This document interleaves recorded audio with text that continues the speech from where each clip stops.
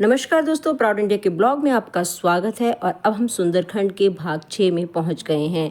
इस खंड में श्री राम जी हनुमान जी पे बहुत सारा प्रेम अपना न्यौछावर कर रहे हैं और उनसे पूछ रहे हैं कि लंका में उन्होंने क्या क्या देखा और किस तरह से लंका को जलाया। हालांकि ये पूरा जो खंड है उसको शंकर जी माँ पार्वती को सुना रहे हैं, तो आप भी सुनिए। सावधान मन करी पुनि शंकर लागे, कहन कथा अति सुंदर, कपि उठाई प्रभु हृदय लगावा, कर गही परम निकट बैठावा।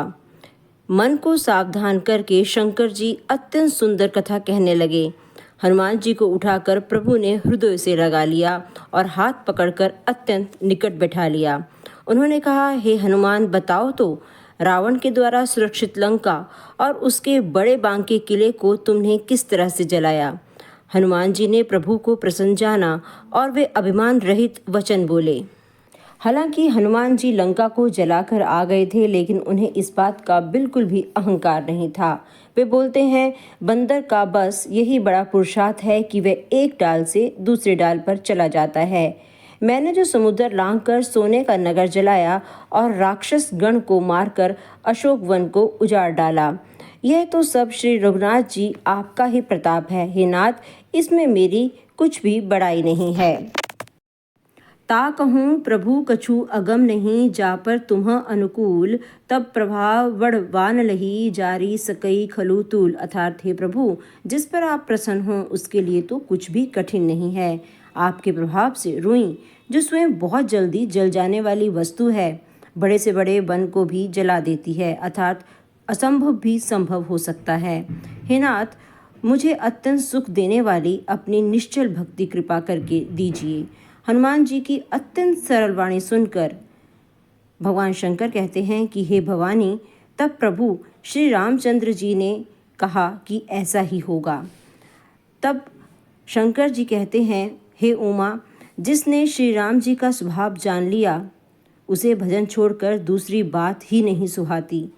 यह स्वामी सेवक का संवाद जिसके हृदय में आ गया, वही श्री रघुनाथ जी के चरणों की भक्ति पा गया। प्रभु के वचन सुनकर वानरगण कहने लगे, कृपालु आनंद कंद श्री राम जी की जय हो, जय हो, जय हो। तब श्री रघुनाथ जी ने कपिराज सुग्रीव को बुलाया और कहा, चलने की तैयारी करो। अब विलंब किस कारण किया जाए। वानरों को तुरंत आज्ञा दी। भगवान की यह लीला रावण वध की तैयारी देखकर बहुत से फूल बरसाकर और हर्षित होकर देवता आकाश से अपने अपने लोग चले गए। अब सभी लंका जाने की तैयारी कर रहे हैं। कपिपति बेगी बुलाए आए, जूथब जूथ, नाना भरन अतुल बल बानर भालू बरुत। वानरराज सुग्रीव ने शीघ्र ही वानरों को बुलाया। सेनापतियों के समूह आ गए।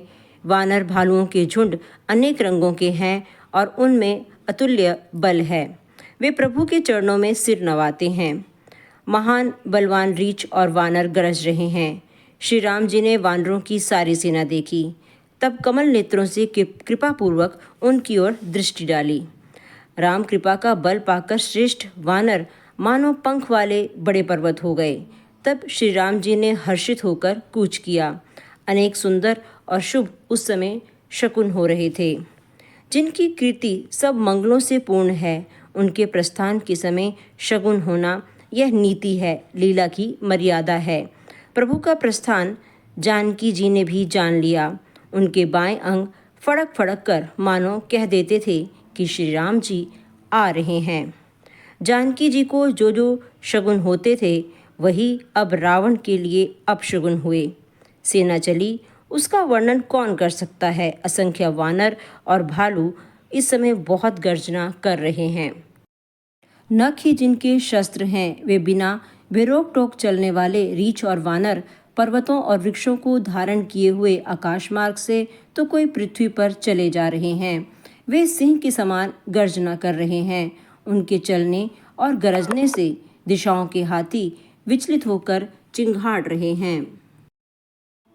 चिक्कर रही दिग्गज डोल मही, गिरी लाल सागर खर भरे, मन हर्ष संबगंधर्व सुरमुनि नाग किन्नर दुख टरे, कटकटही मरकट विकट भट बहु कोटि कोटही दावही, जय राम प्रबल प्रताप कौशल नाथ गुण गण गावही। अर्थात दिशाओं के हाथी चिंघाड़ने लगे, पृथ्वी डोलने लगी, पर्वत चंचल हो गए, कांपने लगे और समुद्र खलबला उठे।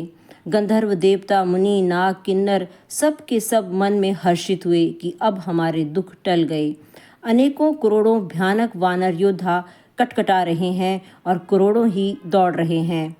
प्रबल प्रताप कौशलनाथ श्री रामचंद्र जी की जय हो, ऐसा पुकारते हुए वे उनके गुण समूहों को गा रहे हैं।